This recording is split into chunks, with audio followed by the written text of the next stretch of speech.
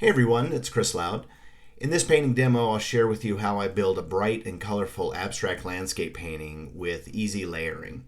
I'll share some easy steps and techniques to build character in your minimalist paintings and hopefully inspire you to paint your own. I'm painting this yellow and blue abstract art on a 10 by 10 inch or 25.4 by 25.4 centimeter cradled wood panel. And the underpainting consists of black and purple marks from alcohol markers and medium violet and light olive green acrylic paint right from the tube. Overall, the first layer that I'm starting to put down now is not very exciting. It's pretty underwhelming, but you'll see how it comes into play for the final painting, and I'll show you some close-ups at the end of the video so you can see how they peek through. So I'll do some color mixing, but overall I'll be working the paint as is, putting it down, wiping some away, and blending on the panel. The vibrant acrylic paint colors I'm using in this minimal abstract landscape painting are Winsor blue and cadmium yellow pale as my two dominant colors. Then to accompany those, their complementary colors. In this case, I'm using cadmium orange to complement the blue and medium violet to complement the yellow, along with bright aqua green, light violet, alizarin crimson, lime green, light olive green, which is kind of a yellowish green, and titanium white. And I'll list those in the description. So I'm laying over the underpainting with Winsor blue, which is a transparent blue. So you'll be able to see the marks in painting underneath, as well as adding some of the bright aqua green, which is kind of a bluish, on the bluish side. I'm going to spray some water off camera here in a minute, and then I'm going to show you this technique where I pull some of that paint away with a silicone bowl scraper where the droplets fell, and you'll be able to see a difference there. And I'm using that silicone bowl scraper right here. I'm just very lightly brushing it against the panel, and you can see how it's pulling the water off and revealing some of that underpainting. That's that light olive green that's kind of peeking through there.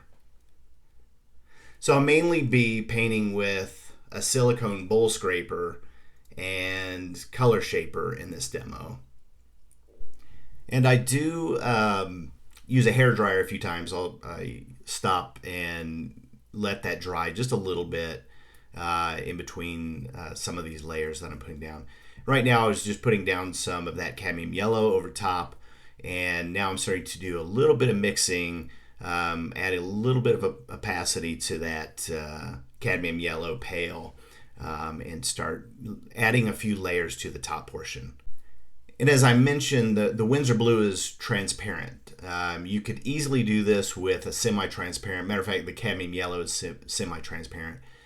And even a semi-opaque color.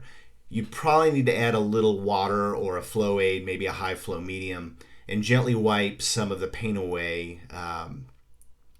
You probably won't get the vibrancy like you would with a straight transparent color.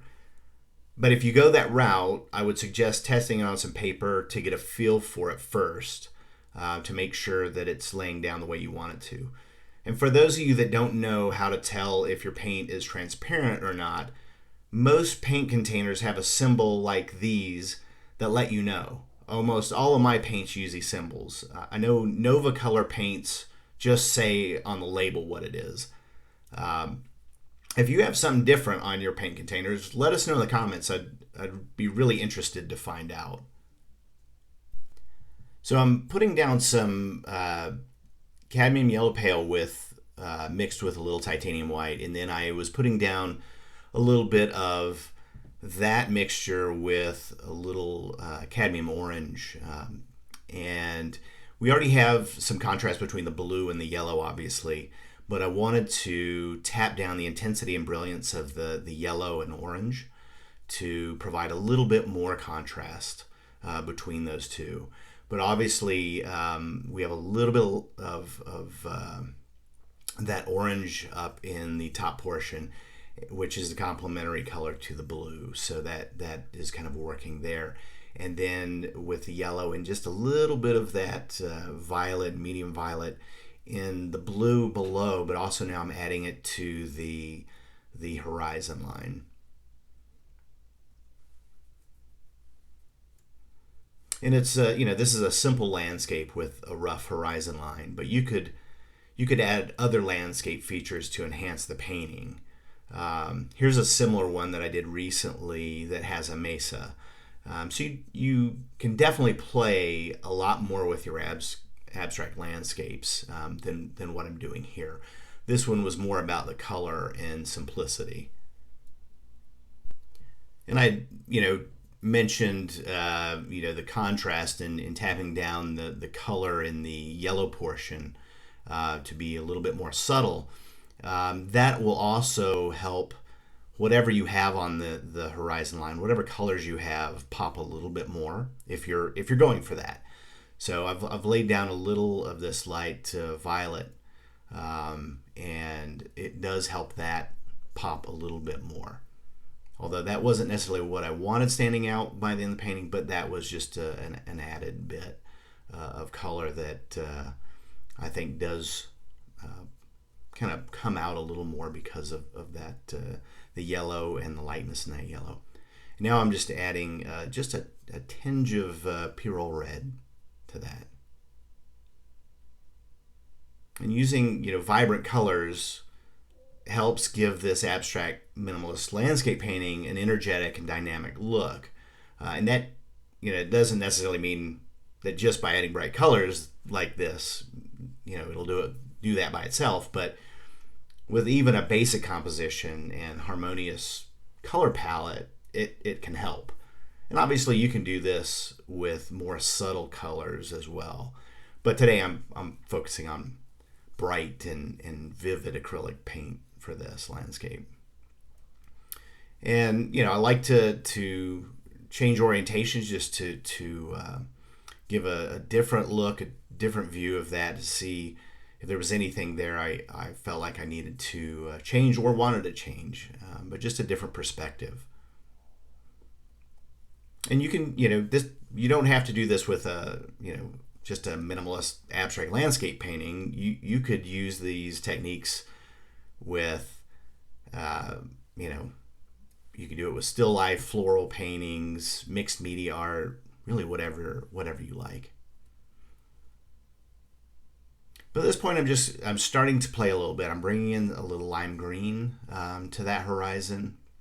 Again, I didn't want that to, draw a lot of attention away, but I think it helped have a little harmony with some of those little green droplets that are in the bottom portion of the painting, and help have a little bit of harmony with that horizon line in those droplets. And then just adding a little bit more of the medium violet. And you could do this with just violet or even a light violet. I just happen to have medium violet nearby, so I grabbed that. I think that worked well with the Winsor blue. And if you like this video, feel free to give it a thumbs up. And if you want to see more videos like this, other tutorials, art demos, and challenges, don't hesitate to subscribe. And as always, if you have any feedback or questions, I'd love for you to leave me a comment. And like I said before, if you have any, if you have different symbols on your paint tubes, or if your paint labels show a different way of telling what the opacity is, I'd love to hear from you. I can only speak for the paints that I have and that I've got. So I'm going to show you some close-ups here so you can see some of those marks and the droplets and the paint coming through on this one. It's a very easy painting. I spent probably about 20 minutes on this, but here are the final paintings in different orientations. I think the original orientation was the one I liked the most. But thanks for watching, and keep on painting.